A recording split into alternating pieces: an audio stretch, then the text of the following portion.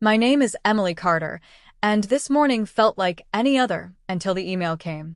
I was standing by the floor-to-ceiling windows of my downtown Chicago apartment, the city alive beneath me, coffee warm in my hand, silk blouse brushing against my skin like armor. My phone buzzed on the marble counter, its vibration echoing in the quiet. I glanced down, and there it was, a notification from my broker confirming the purchase.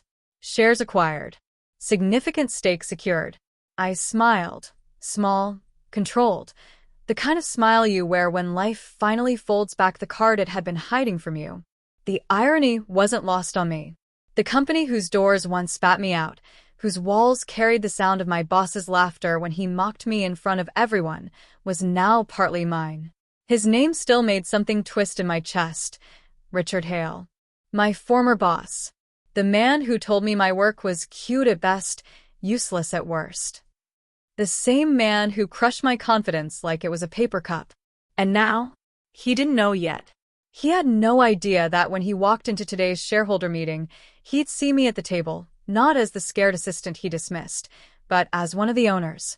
I set the coffee down, adjusted my blazer, and breathed in the weight of the moment. This wasn't revenge. It was reclamation. I was 24 when I first walked into Hale and Company, clutching my portfolio like it was a lifeline. Fresh out of grad school, desperate to prove myself, I believed hard work and creativity would be enough. I wore my mother's pearl earrings that morning, her quiet reminder that pearls are made under pressure. But Richard Hale never cared for pearls, or pressure, or potential. It was during a Monday meeting that he broke me in ways he would never understand. I had stayed up the entire weekend working on a marketing pitch, vibrant, fresh, full of heart. My hands trembled slightly as I handed out the slides, my voice soft but steady as I explained the concept. I saw a few nods from colleagues, even a smile. For a moment, I believed I had done it. Then Richard leaned back in his leather chair, smirking. "Cute," he said, his voice slicing through the room. "Adorable effort, Emily. But we're not running a lemonade stand here. Maybe stick to making coffee runs instead of ideas." The room erupted with polite, uncomfortable chuckles. My cheeks burned hot, my throat thickened until I couldn't swallow. My palms were damp, my pulse pounding in my ears. I wanted the ground to open up, swallow me whole. After the meeting, I ducked into the bathroom, locking the stall, and let the tears fall silently. My reflection in the mirror looked smaller, weaker, like a girl who didn't belong. That night, I visited my grandmother, the one person who always believed in me. She pressed a small leather journal into my hands. "Write your plans here," she whispered. "Don't let someone else's cruelty define you. Fill these pages with the life you'll build." I carried that journal everywhere after. The next week, when Richard brushed past me with his usual arrogance, I didn't flinch. I smiled, a quiet, private smile, because I knew I wouldn't stay. I wouldn't let his voice be the one I heard for the rest of my life. A month later, I quit. No grand announcement, no confrontation. Just a simple resignation letter left on his desk. My hands didn't shake this time. As I walked out of Hale and Company, clutching that leather journal against my chest, I felt something I hadn't in months. Freedom. Leaving Hale and Company felt like leaping into a storm with no umbrella. I had no job lined up, only a few $100s in my savings account, and that leather journal filled with shaky scribbles of plans and dreams. The first months were brutal. I took on whatever I could, freelance design projects, copywriting gigs, even tutoring on weekends. Some weeks I lived off instant noodles and coffee refills. My apartment was a tiny shoebox with peeling paint, but it was mine. And at night, when exhaustion clawed at me, I'd open the journal and write down every idea that sparked, every goal, no matter how impossible it seemed. My turning point came when I met Sandra Lewis, a powerhouse in the marketing world. She wasn't the kind of woman who sugar-coated anything. She looked at my portfolio over lunch one day, tapped her manicured finger on a page, and said, "You've got fire, Emily. But you're hiding it under self-doubt. Stop apologizing for your talent." Sandra became the mentor I didn't know I needed. She pushed me to refine my work, introduced me to clients who took a chance on me, and reminded me that resilience was as much a skill as creativity. Still, the struggle was real. Rejection emails piled up. Some clients ghosted me after weeks of unpaid drafts. I doubted myself almost daily. I remember staring at my chipped nail polish before an important pitch, wondering if I even looked like someone who belonged in the room. But then the small wins started stacking. My first client who actually paid on time. My first campaign that went viral on social media. My first savings goal met.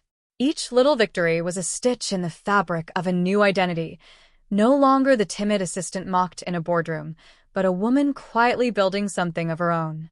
As my income stabilized, I began studying investments. Nights that once ended in tears now ended with me poring over books on finance, attending webinars, scribbling stock notes in my journal. It fascinated me, the idea that money could work while you slept. I started small, a few shares here and there. Sometimes gains, sometimes losses. But I learned. Slowly, steadily, I grew more confident. By the time I hit my 30s, I had built a thriving consulting business, a strong client base, and an investment portfolio that kept expanding. All the while, I kept my success quiet.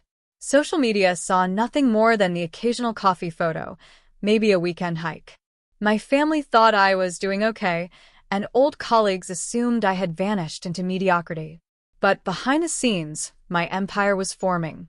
And when Hale and Company's shares dipped after a string of bad decisions, I recognized the opportunity immediately. The company that once mocked me was now vulnerable. I didn't hesitate. I bought in, slowly at first, then boldly, until the numbers shifted in my favor.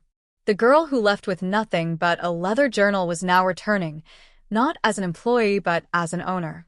The elevator ride to the 32nd floor felt like an ascent into another life. My reflection in the mirrored walls looked steady, hair swept into a sleek bun, navy suit sharp against my frame, pearl earrings gleaming softly. My grandmother's pearls. When the door slid open, I stepped into the marble lobby of Hale and Company. The same company whose hallways once echoed with Richard Hale's laughter at my expense. Only now, the receptionist smiled at me with professional courtesy. She didn't recognize me. That was fine. Soon everyone would. I walked into the boardroom, where the shareholder meeting was already in motion. The room was a blend of steel and glass, power and money. Men in tailored suits, women in crisp dresses, chatter mixing with the sound of shuffling papers. And at the head of the long polished table sat Richard Hale. Older now, his hair grayer, but his arrogance intact. He was mid-sentence when his eyes landed on me. For a split second, I saw confusion. Then disbelief. Then a flicker of recognition. "Emily," he said, almost under his breath. I smiled, calm and unshaken. "Good morning, everyone." My voice carried easily across the table. "Emily Carter. I'm here as one of the newest major shareholders." The silence that followed was delicious. Papers rustled, a glass clinked against the table, someone coughed. All eyes shifted from me to Richard, waiting for his reaction. His face drained of color. "This must be some mistake," he stammered. She used to be an assistant here." "Yes," I said smoothly, settling into a chair opposite him. "An assistant you once mocked in front of this very team. I remember. You told me my work was cute at best, useless at worst." I leaned forward, meeting his eyes. "But useless work doesn't buy company shares, Richard." A murmur spread through the room. Some directors tried to hide their smirks. Others looked fascinated, like they were witnessing a play unfold. Richard's jaw clenched. "You think owning a few shares makes you important?" I slid a folder across the table. Inside were the official documents, my holdings, large enough to secure a decisive voice in the company. "Not a few shares," I corrected gently. "Enough to matter. Enough to sit here as your equal, if not more." The weight of my words sank into the room. He picked up the folder with trembling hands, scanning the numbers, the signatures, the undeniable truth. "This isn't possible," he muttered. "It's reality," I said. "While you were busy laughing at others, I was busy building." And now, Richard, the company that once mocked me, I own part of it. The board members whispered among themselves. Some looked at me with newfound respect, others with curiosity, a few with awe. Richard sat frozen, the folder still in his hands, his ego collapsing in on itself. For the first time, I wasn't the one trembling in this room. He was. I let the silence stretch, savoring it like the pause before a symphony's crescendo. Then I leaned back, composed, my grandmother's pearls cool against my skin. I didn't come here for revenge, I said finally, my tone firm but steady. I came here because this company can be better. Better than the culture you created. Better than the way you treated people like me. And as a shareholder, I intend to see that happen. The directors nodded, some exchanging glances that said more than words ever could.